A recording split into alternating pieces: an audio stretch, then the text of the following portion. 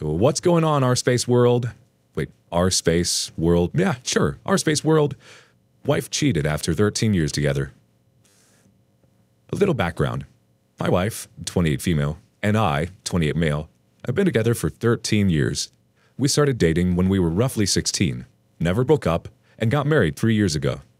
We had the kind of relationship that others were jealous of, and everyone always expected us to get married when we were younger. Over the past year and a half to 2 years, things started changing between us.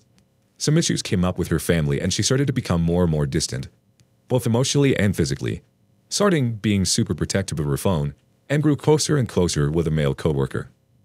Long story short, I snooped. Yes, I know this is bad. On her phone, because I had a feeling something was going on based off a variety of factors, and found incriminating texts confirming that she was having an affair with this guy.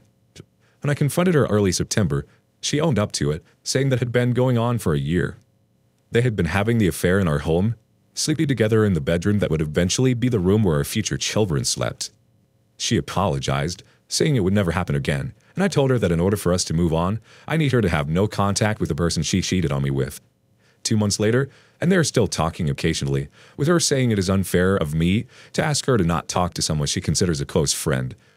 I honestly don't know what to do at this point. I'm trying to see if I can move on, but I feel like I can never trust her again.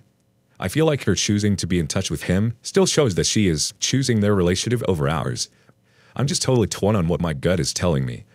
She also told me not to tell any of her friends what is going on, so I don't even have someone to talk to. Sorry, this was a bit of a rant, but it's the first time I have written it all out, and I really do not know how to proceed or how to cope with this. Booter. But that's just my opinion. Let's see what everyone else's opinions are. Fleegon of Trails says, partner of 13 years, 3 years married, has had an affair for the last year and is still talking to the man she cheated with. This is going to sound harsh, but divorce her. If she's not willing to do absolutely everything she can to repair the abuse and trauma she's inflicted on you, that she's not worth reconciling with, she'll just cheat again and again. Trust me, I know from experience. OP's response? Part of me knows what I need to do, but does not know how to do it. The relationship has been such a huge part of my life, and is basically all I know. And as hard as it is to say, I'm scared. I have spoken to a lawyer already in mid-September when this all started, but I just do not know how to finally say that is what I want. Not Rick Deckard 1982 has a list for the OP. 1. Do everything your lawyer says before you do anything. 2. Go and get an STD test right away and 100% no sex with her ever again. 3. Gather up all your important documents and scan them all in. Bank statements, birth certificates, health information, investments, deed to the house, everything. Go through your house and take detailed pictures of all your belongings and the state of the home. Take copies of all the evidence of her affair and her behavior since you discovered it. Store the scans somewhere she can't get to. Take any high-value items or family heirlooms that are 100% just yours out of the house, family, office, wherever. 5. Come up with what is a fair separation or settlement in your mind. Plan your finances, where you will live, custody of the kids, if any. Be ready in your mind for a new reality and accept it. Go through it with your lawyer. Have him prep the paperwork. 6. Talk to a buddy and have him on hot standby if things go sideways for the conversation you're about to have. 7. Sit your wife down someplace quiet without the kids. Put your phone on record. Tell her, wife, this marriage is now over and you know why. I'm not going to debate this with you and this is not a conversation. I'm here to inform you that we are divorcing. Here's what my lawyer and I agree is a fair settlement and custody approach. Please review this with your lawyer. You are now sleeping in the other bedroom and I now consider myself single. If you act respectfully and civilly, this will go well for both of us. If you don't, I will make sure all of our friends and family know in detail what you have done and how you've treated me. 8. Get up, walk away, and go have a beer with your buddy, because your whole life is now ahead of you. That's what I recommend. There it is, plain and simple, from Not Rick Deckard 1982. Let's see what the update says. After posting here a little over a month ago and reading all of your advice, I called my lawyer, told my parents and some close friends what was going on, and told my wife that I wanted a divorce. She begged and pleaded, promising to make things better and cut off contact with the affair partner. We spent all weekend together with her promising things and saying and doing all the right things. I did not fully believe her, but I was willing to give her one more chance to try and save what I thought we had. Things were fine. We were more or less just coexisting for about a month, but she was on her phone a lot less and being more attentive to me. Well, 2 weekends ago, she handed me her phone to show me something, and I suspiciously swiped up on her open apps, and there she was, talking to her affair partner on Instagram. I flipped out, and she promised he just messaged her, and she told him that she could not talk. This was blatantly false, as I read their conversation, and they were discussing what they were each doing that night. I was again duped, lied to, and deceived. She told me she would finally block him, but wanted to say goodbye since he was a friend. I said it was inexcusable and that she had to cut off contact and block him right then, which she said she would. 2 days later, I asked if she had blocked him, and she had not yet. End of the long story. I told her, right on the spot, that we are getting a divorce, and we can either go through mediation if she agrees to every single thing that I want, or I can get my lawyer involved and I will get what I want anyway.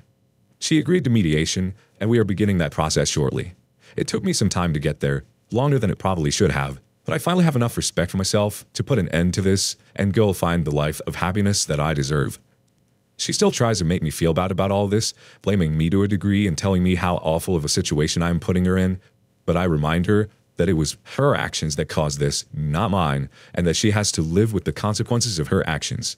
I've also begun telling more friends about what happened, along with the rest of my family. This is not how I ever saw my life going, but I know that this is a blessing in disguise, and I will end up with someone who truly makes me happy. And look, the community has one more list of to-dos. Truth Merchant says, OP, congrats on not doing the pick me dance.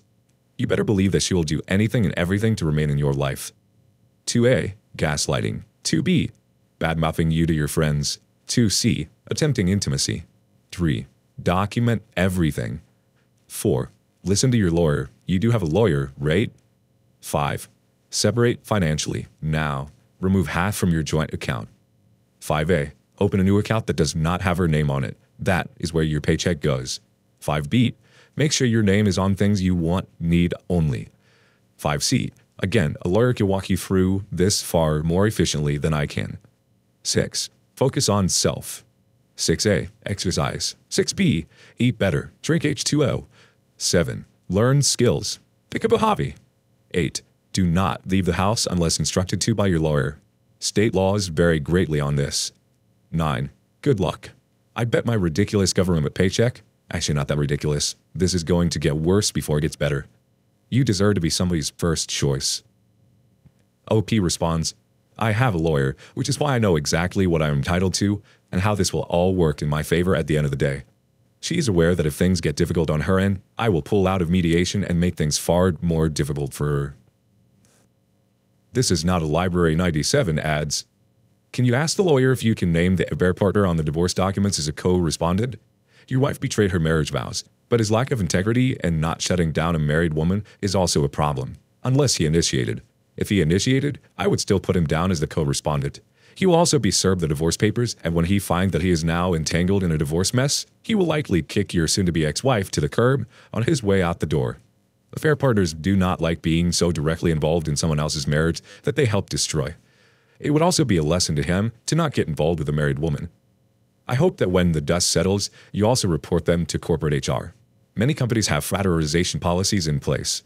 If this becomes public, it can make the company look really bad, especially these days, endangering bad publicity, and if your wife decides to retaliate claiming sexual harassment against him, it really becomes a mess. Sometimes, going scorched earth on them after the divorce is finalized teaches them that having an affair was the stupidest thing they could have done. She gets to suffer some pretty nasty consequences. Oh, one other thing. Have her served at her place of work, and if you do name the affair partner as the co-respondent, he'll get a copy and should also be served to the place of employment at the same time as the soon-to-be ex-wife. Consult with a lawyer on all of the above points, though. Nice Rat 123 closes us out with, man, that's just downright mean and dirty. I like it. Agreed on talking to the lawyer, though. Need to make sure scorched earth doesn't burn OP's ass at the same time. He should do what he legally can when he should do it with minimal fallout on himself, and also when it's not going to turn into alimony or child support issues if he goes too soon. So, agreed. Destroy it all since she is too dumb to realize in her affair fog she caused it. Might as well show her what the end result will be, albeit on a sped-up timetable since OB will have his hand directly involved in it. Okay, final update, 154 days later. Hey everyone. 29 male. No, it's been a while since I last posted here. But I wanted to provide one final update on my story since you were all so helpful during this process. So, after telling my ex, 29 female, that we were getting a divorce, the gaslighting went into overdrive, blaming me, telling me that it is my fault that I'm doing this to us, that I'm giving up on our marriage, that it is really sad that I'm letting our relationship end this way, and that I am going to take away the home that our dog knows, etc., etc. I stood strong, didn't let her get to me, and went through with divorce mediation. Mediation was smooth, she agreed to everything that I wanted, and I received notice from the courts yesterday that I am a free man.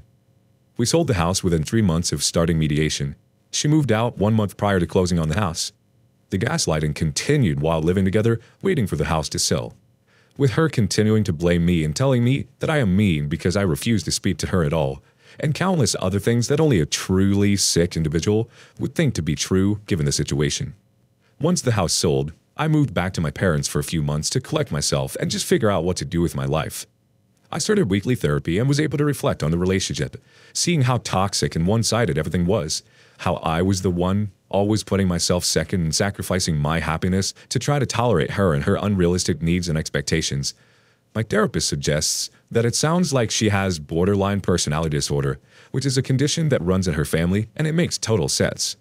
I was also able to, and continue to, work on underlying issues that allowed me to get into such a toxic relationship, and at this point, I feel like I will be able to identify the warning signs. I recommitted to my physical health as well, losing 15 pounds over the last 3 months and getting back into running, currently training for a 10K. Early this month, I moved into my own place in New York City.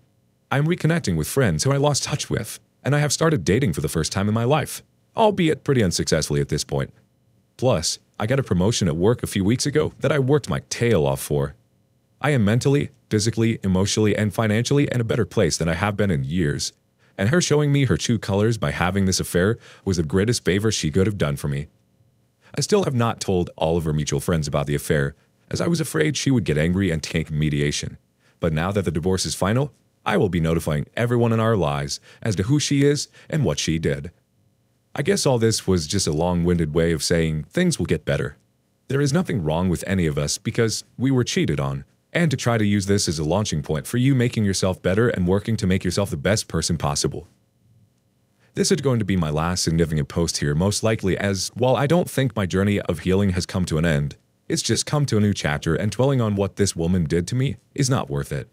Thank you again for all the support, both in terms of kind words as well as the harsh truths that I had to read.